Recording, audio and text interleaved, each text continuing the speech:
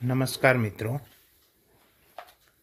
Social audit of સમગ્ર શિક્ષા ગુજરાત સરકારના શિક્ષણ વિભાગ દ્વારા Gujarat council of school education અંતર્ગત સમગ્ર શિક્ષા સોશિયલ ઓડિટની કામગીરી મહાત્મા ગાંધી શ્રમ સંસ્થાન અમદાવાદને સોંપવામાં આવેલી છે.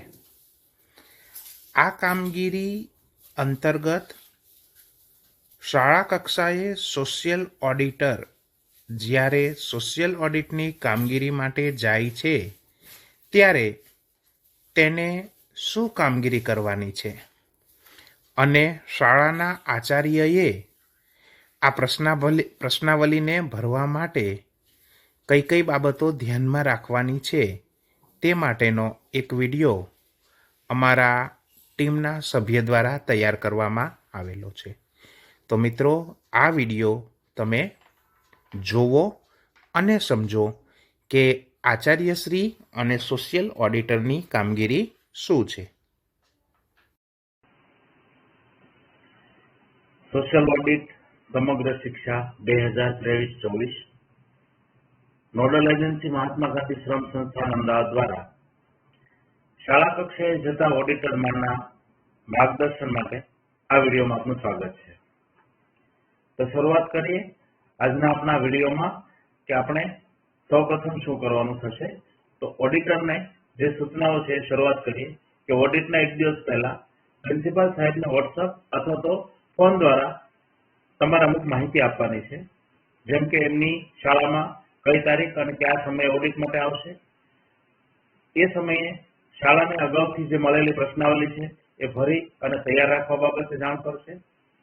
આચાર્ય દ્વારા એમની શાળાના એસએમસીના સભ્યો, એસએફટીમાંથી જે પ્રતિનિધિ આવે છે એ અને અન્ય ગ્રામજનોને અથવા તો યોગ્ય વ્યક્તિઓને હાજર રાખવા માટે એ વ્યક્તિઓને જાણ કરવાની સૂચના આપવાની છે.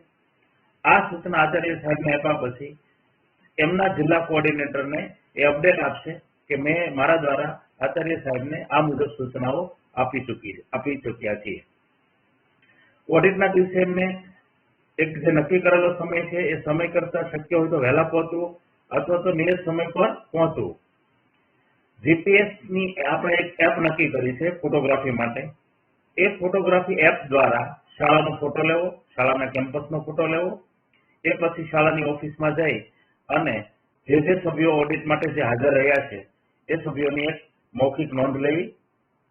એ પછી આચાર્ય સાહેબ પાસેથી ભરેલી પ્રશ્નાવલી લેવી અને એમની સામે શું પ્રશ્નાવલીની અંદર તમારે કરવાનું છે એમની આગળના મુદ્દા પર આપણે ચર્ચા કરવાના છીએ. તો એ મુજબ કોલમો બધી ભરવાની છે.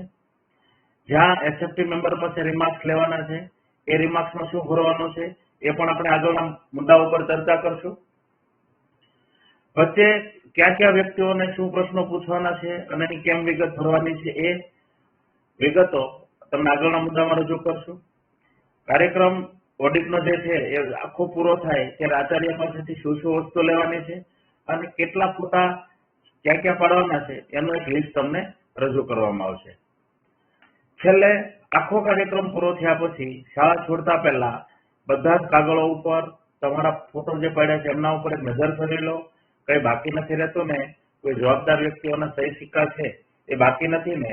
જો એ બાકી કઈ હોય અથવા તો કઈ બાકી રહેતું હોય તો એની પૂર્તતા કરો અને બરાબર ખાતરી કરી લો કે હવે કામગીરી એમાં પૂર્ણ થયેલ છે. તમારી સાથે લાવવાના કાગળો જે છે એ પણ તમે આચાર્ય સાહેબ પાસેથી બધા માંગી લો અને તમારા હાથ ઉપર લઈ લો. આ બધા જ કાગળ અને જે કઈ બુકલેટ છે એમને ઝડપથી પીડીએફ બનાવી એ જ દિવસે ત્યાંથી તમે તમારા જિલ્લા કોઓર્ડિનેટરને મોકલો અને એમને ફોન કરો કે મેં તમને વિગતો મોકલી છે, એક વખત ચેક કરી લો. જો કઈ ખામી દેખાતી હોય તો એ તમને સૂચના આપશે અને ત્યાં એ ખામી દૂર કરવાનો પ્રયત્ન થશે. જો બધું જ બરાબર હશે તો ડિસ્ટ્રિક્ટ કોઓર્ડિનેટર તમને શાળા છોડવા માટે સૂચના આપશે. આગળ ઓડિટની કામગીરીને લઈને મુખ્ય વસ્તુ છે આપણી પ્રશ્નાવલી અને એનેક્સરની જે અમુક કોપીઓ છે તેમના ઉપર આપણે આવીએ તો તમને ઓડિટ માટેનું આવું એક પેજ દેખાશે જેમાં શિક્ષણનો અધિકાર એ હેડિંગ છે અને એ પેજની અંદર તમારે કશી જ વિગતો ભરવાની નથી. મોટાભાગની વિગતો આચાર્ય દ્વારા ભરી જ દીધેલી હશે. સામાન્ય રીતે જિલ્લો, તાલુકો, યુડેસ કોડ, સોશિયલ ઓડિટની તારીખ, આચાર્યનું નામ અને છેલ્લે ઈમેલ સુધી એમણે ભરી દીધી છે. બાકીનું જે તમને આખું બોક્સ દેખાય છે 1 થી 5 સુધીનું એ આખું તમારે ખાલી મૂકવાનું છે, કોઈ ભરવાનું નથી. આના સિવાય રિમાર્ક્સમાં જિલ્લા કોઓર્ડિનેટર, ફિલ્ડ કોઓર્ડિનેટર અને રિસર્ચ આસિસ્ટન્ટ એ ખાનું પણ તમારે ખાલી મૂકવાનું છે. આના પછીનું જે પેજ શરૂ થાય છે એ આપણા માટે પેજ નંબર 1 છે. તો હવેથી આપણે જ્યારે પણ વાત કરીશું ત્યારે આપણે પેજ નંબર અહીંયા જે દર્શાવ્યો છે એ મુજબ આપણે ધ્યાનમાં લેશું. તો તમે એક વસ્તુ ખાસ ખાતરી કરજો કે અહીંયા તમને પાર્ટ એ અને પાર્ટ બી જે છે એમાં પાર્ટ એ ની અંદર જે શાળાના આચાર્ય છે એના દ્વારા આ કોલમની વિગતો ભરાયેલી છે. ઉપર સૂચના લખી છે એટલે મને આ કોલમો ભરી રાખી છે. તમારે ત્યાં જઈ પહેલું કામ એ કરવાનું છે કે એમણે જે વિગતો ભરી છે એ ઓકે છે, બરાબર છે એની ખાતરી કરવાની છે. શક્ય છે કે જો તમને સુધારો લાગતો હોય તો તમારે એ સુધારો લખવાનો છે. સુધારો લાગતો ન હોય તો તમારે એમાં કશું કરવાની જરૂર નથી. હવે આવી પાર્ટ બી. હવે પાર્ટ બી ની અંદર એક જ સરખા પેટર્નના પ્રશ્નો છે જે પાના નંબર 1 થી 6 સુધી તમારે જે કરવાનું છે 1 થી 6 નંબર સુધી સેમ પ્રક્રિયા છે, એક જ સરખી પ્રક્રિયા છે. અને અહીંયા પ્રશ્નો છે 1 થી 66 સુધીના. માનો કે અત્યારે અહીંયા પહેલો પ્રશ્ન છે અને પેજ નંબર 1 છે. તો પ્રશ્ન નંબર 1 થી લઈ અને 66 સુધી તમારે શું કરવાનું છે? તો પહેલી કોલમ જે છે અહીંયા તમને દેખાય છે આખું મારું જે અત્યારે માઉસનું કર્સર ફરે છે જેની અંદર હા કે ના ની અંદર પ્રિન્સિપાલ દ્વારા ભરવામાં આવશે. વાસ્તવિક સ્થિતિ તમારે લખવાની છે. તમને ત્યાં શું જોવા મળ્યું છે એ. દાખલા તરીકે આચાર્ય માટેની રૂમ છે તો એ પ્રિન્સિપલ સાહેબે હા લખ્યું હોય પણ પ્રિન્સિપલ સાહેબ કોઈ સ્ટાફ રૂમમાં જ બેસતા હોય તો તમારે લખવાનું છે ના. એના માટે અલગ રૂમની વ્યવસ્થા નથી, બરાબર. માનો કે હા છે તો તમારે હા જ લખવાનું છે. તો તમારે વાસ્તવિક સ્થિતિ અહીંયા દર્શાવવાની છે વાસ્તવિક સ્થિતિની કોલમમાં, અને પહેલી કોલમ છે એ તમારે ક્યાંય ભરવાની નથી, એ પ્રિન્સિપાલ દ્વારા જ ભરવામાં આવશે. ત્રીજી કોલમ જે છે છેલ્લી કોલમ એ એસએફટી ના રિમાર્ક છે. તમારે દરેક પ્રશ્નની સામે એસએફટી ના મેમ્બરને પૂછવાનું છે કે આ બાબત સાથે જે જવાબ છે એની સાથે તમે સહમત છો? એ સહમત હોય તો હા લખો, એ સહમત ના હોય તો સહમત નથી. તમારે અહીંયા માત્ર 2 જ વસ્તુ આવશે, સહમત છે અથવા સહમત નથી. તો કુલ 1 થી 6 પેજ સુધી સેમ પ્રશ્નો છે. તો આપણે સીધા 6થા પેજ ઉપર જઈએ. તો પેજ નંબર 6 માં તમે જોશો છેલ્લો પ્રશ્ન 6થા પેજની અંદર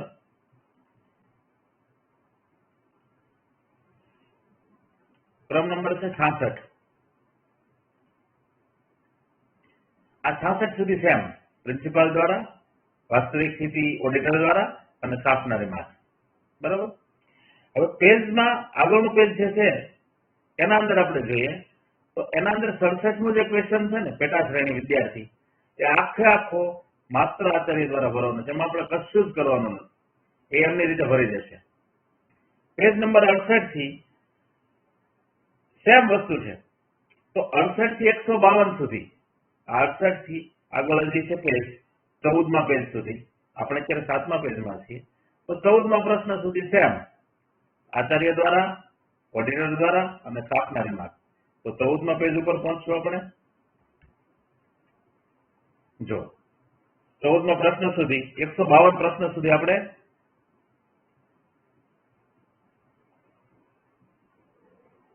અહીંયા 152 સુધી સેમ વસ્તુ છે, પેજ નંબર 14.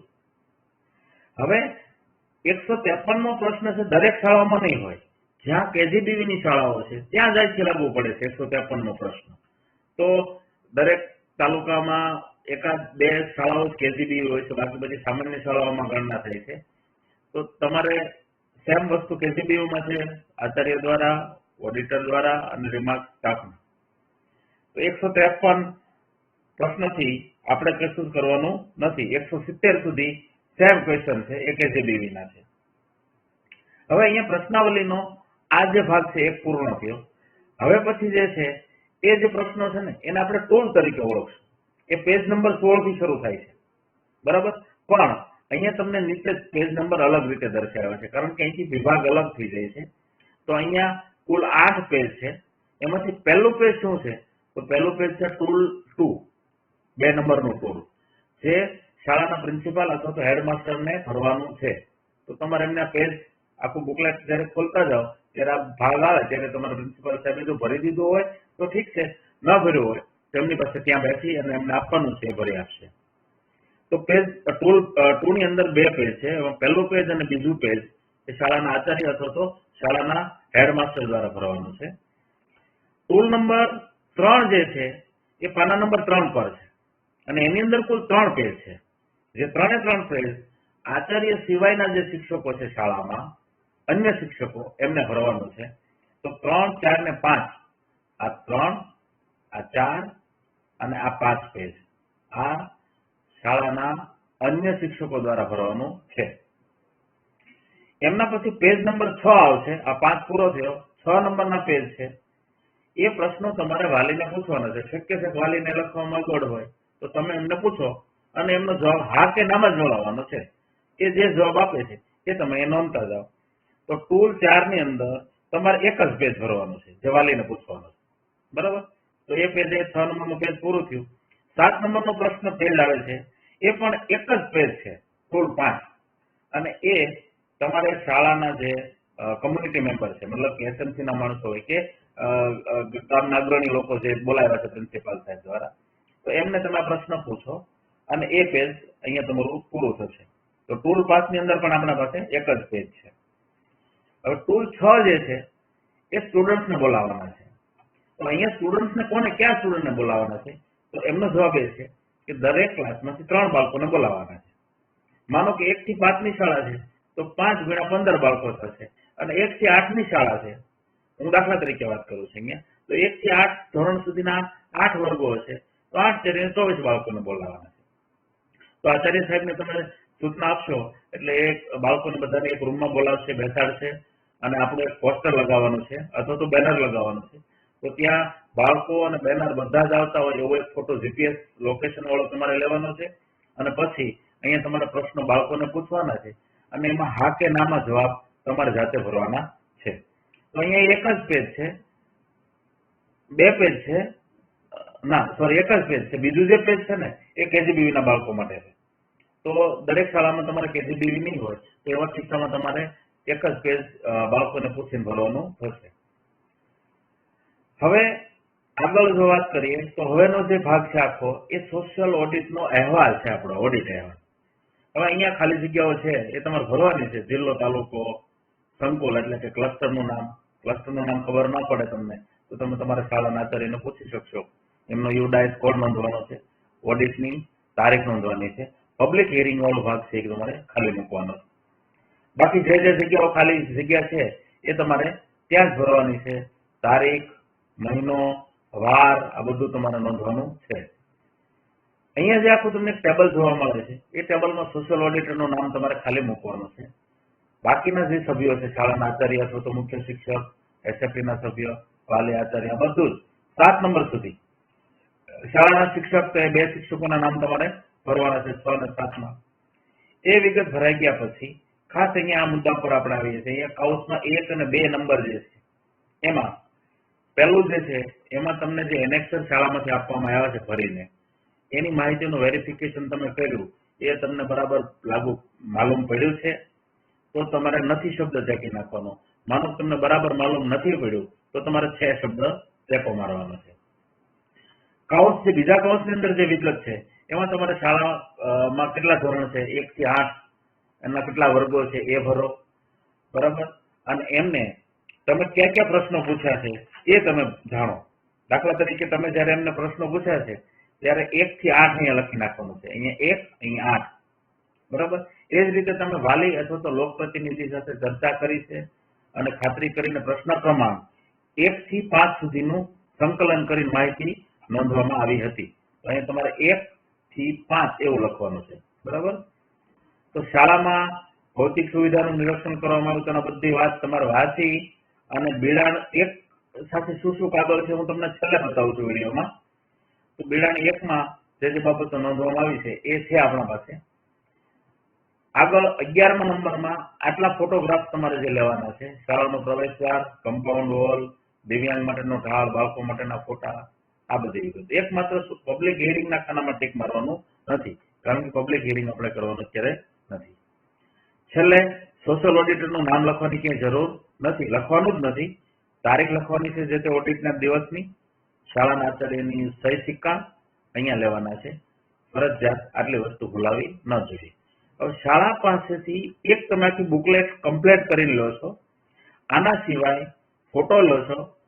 છેલ્લે આ વસ્તુ છે, આચાર્યને દરેકને આ કાગળ મળ્યા છે અને એના નીચે આ એનેક્સર જોડવામાં આવ્યા છે. તો આ બધા જ એનેક્સરની કોપી તમારે લેવાની છે, જેમાં એનેક્સર 2, 2 માં 1, 2 માં 3, 2 માં 5, 2 માં 9, 2 માં 3, આટલી વસ્તુ તમારે લેવાની છે. ખાસ જ્યાં સહી સિક્કા કરવાના છે ત્યાં સહી સિક્કા થયેલા હોવા જોઈએ.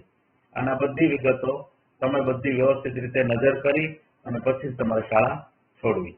આના સિવાય તમને ક્યાંય પણ પ્રશ્ન થતા હોય તો તમારા ડિસ્ટ્રિક્ટ કોઓર્ડિનેટરને તમે પૂછી શકશો. લક્ષ્ય 6 નો ફોન નંબર બધાને શેર કરેલો છે, હેલ્પલાઇન નંબર પણ છે. કોઈ પણ જગ્યાએ પ્રશ્ન કાંઈ ઉઠે તો તમે ગમે ત્યારે મદદ લઈ શકશો. આશા રાખું કે સોશિયલ ઓડિટ કામગીરીમાં આ વિડીયો આપને ઉપયોગી થશે. આભાર.